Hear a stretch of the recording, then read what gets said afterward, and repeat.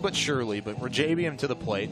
I think I said it right the first game, Yeah. but yeah, Clayton's older brother Turner played here a couple of years ago, and Clayton's been looking forward to this opportunity for a while. He's ready to go. I'm sure he's going to be fired up and really put his best foot forward here to show the coaches that he can be one of the men here on the staff. Yeah, he has been in the lineup throughout the night. He hit 5-hole in the first game, struck out and grounded out, but this is his first pitching appearance of the night. A couple substitutions here for the Scotties as Wanek will now go into right field, and then Montaigne will stay back behind the plate. Or actually, I take that back. A couple more switches as Wheeler is now in at second base.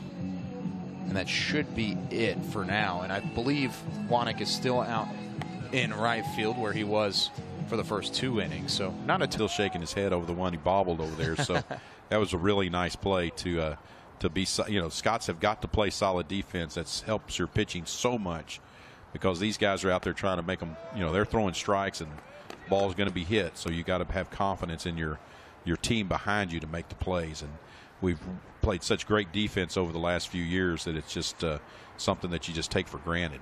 We've talked about the pitchers having to find a rhythm and knock a little bit of the rust off. Fielders as well. You can take as many ground balls as you want throughout an off season, but until you get it off the actual bat of a hitter and then have to throw out the sprinting hitter down the first base line, you don't get the same luck anywhere else. Nowhere. And when the lights are on, you know, it's that much more pressure right there. So it's a different game. You can practice all you want, and then when you have a chance to make the play in the game, it's outstanding, and it should become routine to you. But it always takes a little bit of practice to be able to do that. So here's the 0-2 pitch. Got 2-0 in the count. He struck out looking his last time in a 4-pitch at bat against Grant Kipp. A slow leg kick. The delivery, strike one, as Martin put a huge hack on that one and came up completely empty.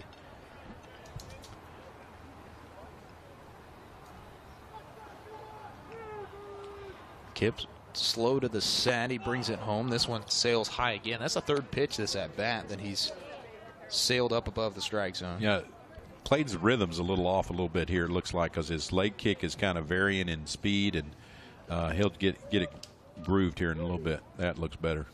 Yeah, and that does end up with a better result. Another big swing and a miss there from Martin. It's now full at 3-2.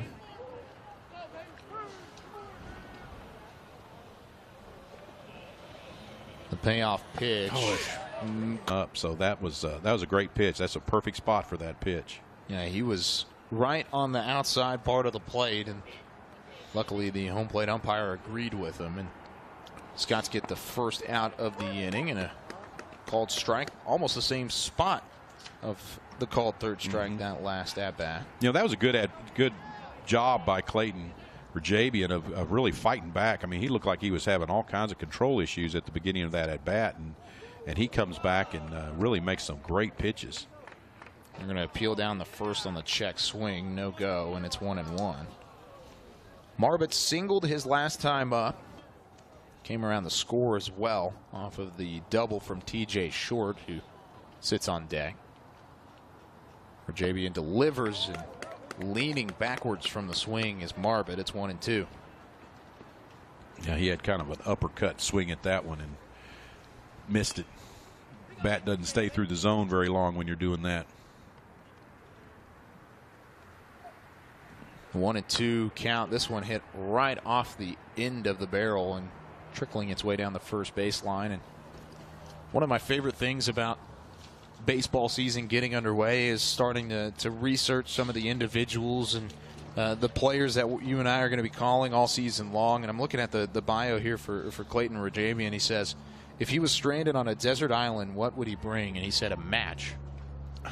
I guess a single match is all he would. Might we want to just go ahead with a whole book of matches, but that's at least like a carton of matches, right? I don't know. I guess I don't know what a question to ask these kids. I mean, there are some great questions. That's bizarre. Baseball superstition is to knock on wood.